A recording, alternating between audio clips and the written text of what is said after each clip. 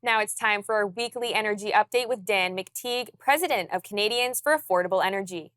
Well, here it is, the long weekend, the official launch of the summer driving season, and it appears to have, well, put it bluntly, laid an egg. There has been really no impact for consumers looking to see where prices are going to go this weekend. We saw gasoline prices actually drop a few pennies this week right across the country.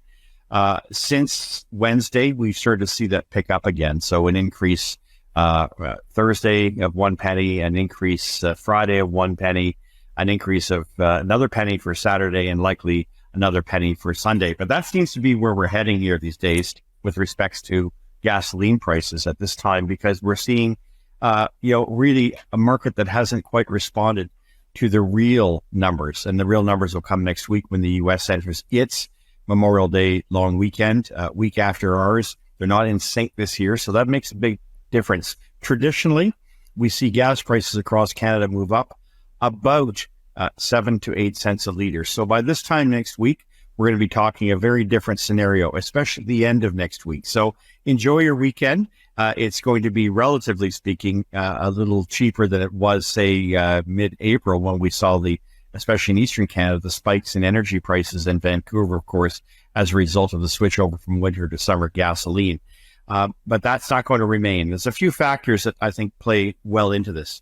Some are not well known, and you won't hear it anywhere else at this point because I don't often get calls on these things. But flooding in the U.S., particularly in Houston, could be an issue for refineries this time next week. Comes at a bad time, of course, when people take to the roads.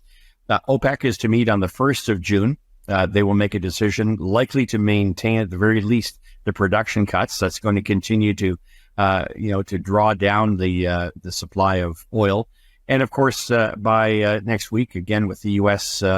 Demand and driving season expected by the U.S. AAA to be the most robust that they've seen in 20 years, it's quite likely that we're going to see prices move up rather dramatically. So for Vancouver, which is enjoying under $2 a liter, look for that to go back to about $2.08 a liter by this time next week. So about a 7-cent jump. For Alberta, the $1.42, $1.45 range for Calgary and Edmonton.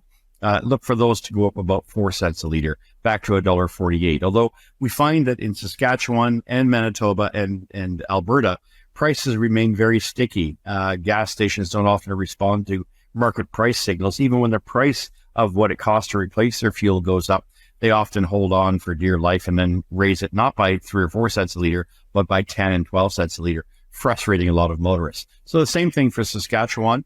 Look for prices to remain in the $1.55, 56 range. It's a little high. It should be down towards $1.50 at this point. With Manitoba at about $1.39, you can expect prices to remain at many stations at the $1.39, but some going back up to $1.43. While Ontario, currently at $1.64, will be $1.66 by Sunday, and by this time next week, a little closer to $1.70 or $1.71. Quebec, always 11 cents a liter more expensive because of taxes. They will then be looking at a little closer to $1.81 or $1.82. And the Maritimes will finally see some prices go up. They've seen 2 weeks of declines. Unfortunately, because they have a regulated system in Atlantic Canada, it often leaves motorists having to pay a lot more, much longer, until the regulatory authority comes in place and drops those prices, as we saw 2 weeks in a row. So while the rest of North America had benefited a few days before with lower prices, regulated prices are actually hurting consumers in Atlantic Canada. So Nova Scotia, PEI, New Brunswick, and Newfoundland. Final word on Quebec and the investigation into gas prices. I find it unfortunate that the Quebec government only looked at the last 7 or 8 cents a liter, which is the retail margin. We have large big box stores that are able to get massive volumes and discounts, and as a result are able to offer gasoline quite often below the cost of even gas stations owned by refineries.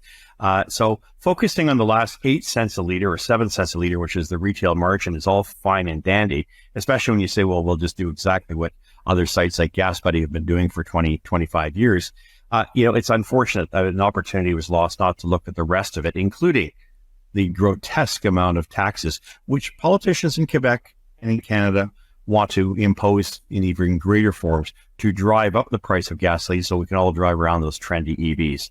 They don't work very well, especially with infrastructure, but that's for another day. Have a great weekend, and we'll be doing this again next week.